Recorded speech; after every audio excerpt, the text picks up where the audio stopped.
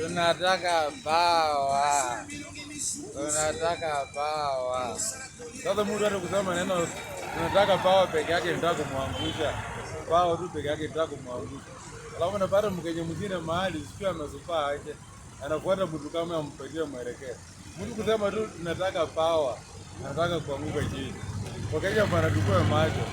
Ukiangalia Sifuna, mwelekeo wake ni smart sana, mwelekeo mzuri sana. Ukianza Oburu Odinga tuachana na yeye. Afanye kazi yake hii kazi yake tena hii afanye oversight yake ngaja hata kazi yake oversight.